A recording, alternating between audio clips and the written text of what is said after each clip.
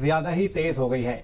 एमसेक्स पर सोना एक महीने में करीब 17% तक चढ़ चुका है और भाव 1,63,000 रुपए प्रति 10 ग्राम के यहाँ पर पार कर चुके हैं। वहीं ग्लोबल मार्केट में गोल्ड करीब $4,700 प्रति औंस तक पहुंच गया है। यानी जिन निवेशकों ने पहले से गोल्ड में निवेश कर रखा है उनके लिए तो ये बहुत बढ़िया खबर है, लेकिन जिन लोगों ने अभी तक निवेश नहीं किया है उनके सामने बड़ा सवाल ये है कि क्या इतनी तेजी के बाद भी गोल्ड में निवेश किया जा सकता है। बिल्कुल, और अगर गोल्ड में निवेश करना है तो क्या सीधे सोना खरीदना बेहतर है या गोल्ड ईटीएफ के जरिए निवेश करना चाहिए? क्योंकि पिछले एक साल में कई गोल्ड ईटीएफ ने 60% से ज्यादा के रिटर्न निवेशकों को दिए हैं। तो आज के सिप के चिप में इन्हीं तमाम चीजों पर बात होगी कि गोल्ड की इस रैली में आपको क्या करना है, समझेंगे इस तेजी की वजह, आगे का आउटलुक जानेंगे और सबसे जरूरी जानेंगे कि गोल्ड ईटीएफ इन्वेस्टर्स को अब क्या करना है, क्या स्ट्रैटेजी होनी चाहिए। इसके लिए हमारे साथ जुड़ रहे हैं मनी ट्री के को-फाउंडर सिद्धार्थ शर्मा जी और केडी एडवाइजरीज के डायरेक्टर अजय केडिया सर।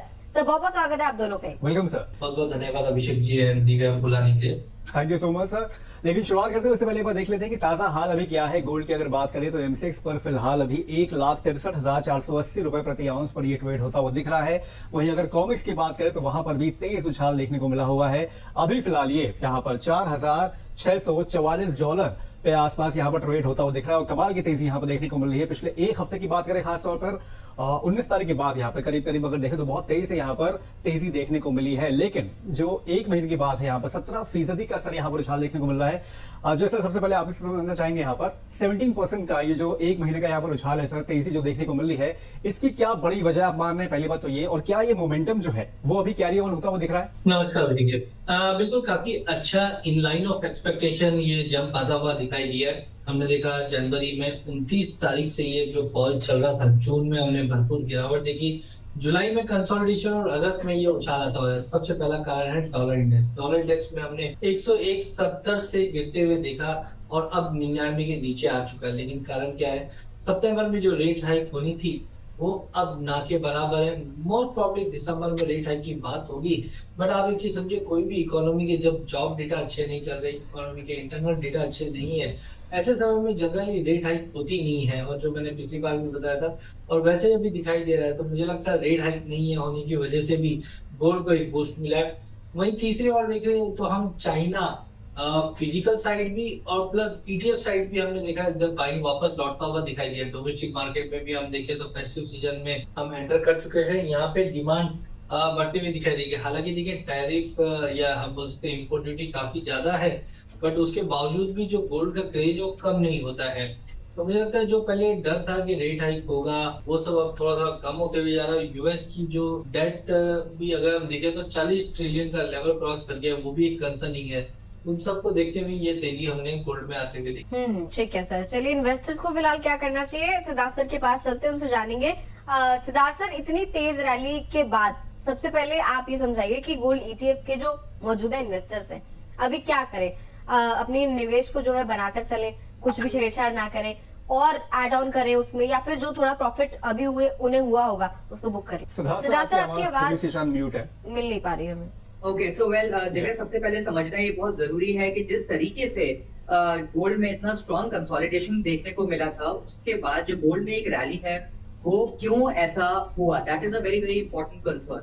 जिस तरीके से अभी सर ने भी बताया कि जिस तरीके से यूएस की जो बॉन्ड यील्ड्स है वो 4.9 के आसपास हो गई है, and as a result of it जब भी किसी भी इकोनॉमी थोड़ा की उनकी स्थिति ठीक नहीं चलती है तब बॉन्ड यील्ड्स बढ़ जाती हैं, जैसे अभी यूएस में बढ़ रही हैं।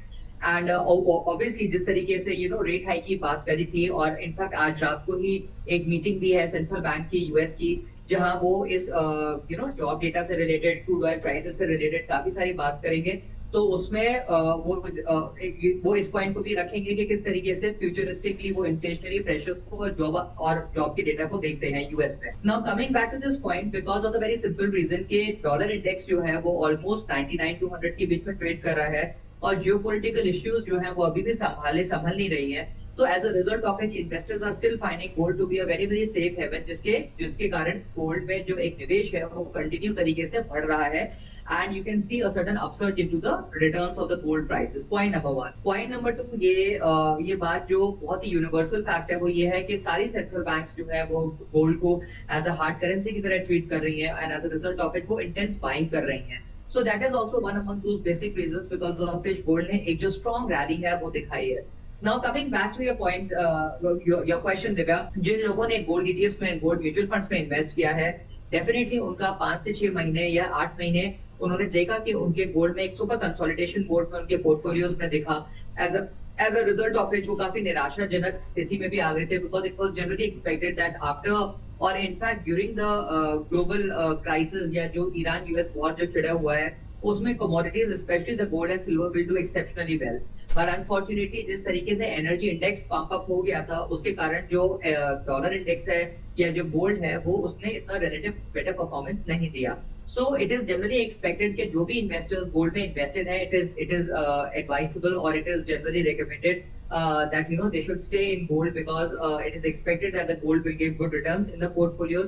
और इसके अलावा ये भी बहुत important reason ये है कि अगर कोई SIPs के माध्यम से अगर गोल्ड में इन्वेस्ट कर रहा है so they should still continue to invest into gold because आपके पोर्टफोलियो में एज एन इन्फ्लेशनरी प्रेशर्स को हेज करने के लिए आपकी इक्विटीज को हेज करने के लिए और इस समय जो वैल्यूएशन कंफर्ट जो गोल्ड में मिला हुआ है वो उन सारे फैक्टर्स को कंसीडर करके I still consider that gold is a very very strong buy and investors अपना थोड़ा सा पोर्टफोलियो जो है वो गोल्ड में अभी भी इन्वेस्ट कर सकते हैं because the way the geopolitical crises are turning up मुझे ऐसा लगता है कि gold will, I'm telling you from a educative purpose only. Otherwise, you will have to take the guidance of the investment advisors to understand. Ajay sir, जब last Wednesday को US treasury की ओर से bond buyback की यहाँ पर बात की थी उसके बाद एकदम से स्पाइक देखने को मिला था और बहुत तेजी से यहाँ पर मोमेंटम कैरी रहा. आज ऑब्वियसली बात है कि 1.63 के आसपास ये पहुंच गया है.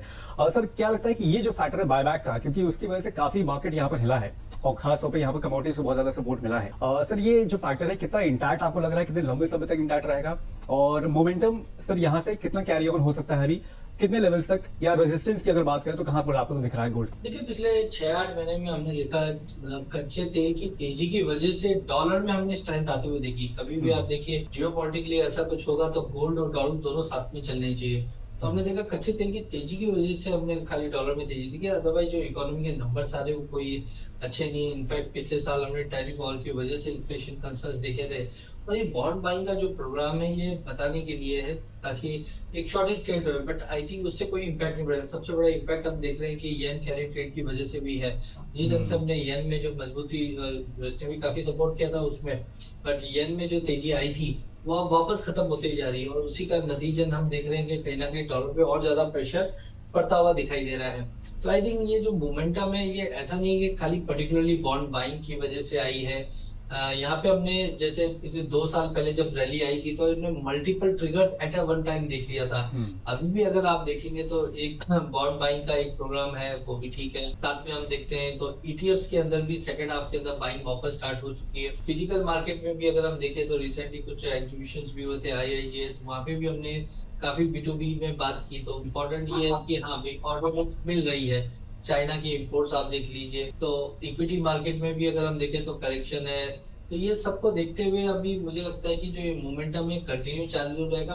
लास्ट टाइम भी मैंने कई बार आपके शो में ये वाले शो में मैंने बताया भी था कि ये जो पैटर्न है ये हिस्टोरिकल पैटर्न दिखाई दे रहा है. जैसे हमने 2008 और 2022 में देखा था कि कभी भी कच्चा तेल $100 का लेवल छूता है उसके बाद सोने और चांदी में एक बार टेम्पररी फॉल आता है, बट बराबर 6-7 महीने के बाद एक लंबी तेजी आती है. जैसे 2008 में हमने $150 टच किया था मार्च में कच्चे तेल को. उसके बाद हमने देखा अक्टूबर तक सोने में गिरावट थी और $640 से सोना चलना चालू हुआ जो 1940 तक चले गया था. 2022 में भी हमने देखा कि कच्चा तेल $130 टच कर जाता है और हम अक्टूबर 2022 तक सोने में गिरावट देखते.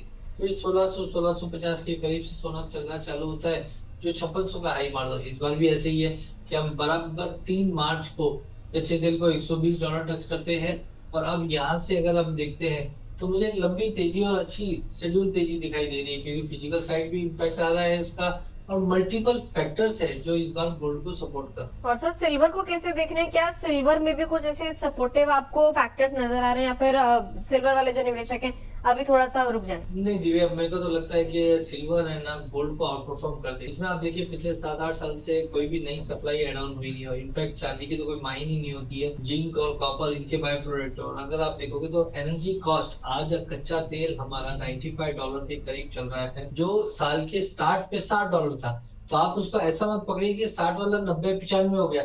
आप ये देखिए आपका एनर्जी कॉस्ट 50% से ज्यादा बढ़ चुका है। और जितनी भी माइनिंग कंपनीज है या एक्सट्रैक्शन वाली जितनी भी कंपनी है उसमें ना एनर्जी कॉस्ट बहुत ज्यादा होती है। तो यहाँ पे एक आपका कम से कम 50% के करीब का एनर्जी कॉस्ट बढ़ चुका है। दूसरा, डिमांड कंटिन्यू चालू है ईवी से, सोलर से या क्लीन एनर्जी से, प्लस इन्वेस्टमेंट डिमांड भी कंटिन्यू है। और एक अच्छा तरीका है जो गोल्ड को और सिल्वर को हम ट्रैक करते हैं, उसको बोलते हैं gold silver ratio. Gold silver ratio हमें बताता है कि सोना महंगा है या चांदी। देखिए होता क्या है दिव्या, जब भी मार्केट में कोई अनसर्टेनिटी आती है, कंसर्न्स आता है, तो ज्यादा करके लोग सोने को प्रेफर ज्यादा करते हैं चांदी के मुकाबले।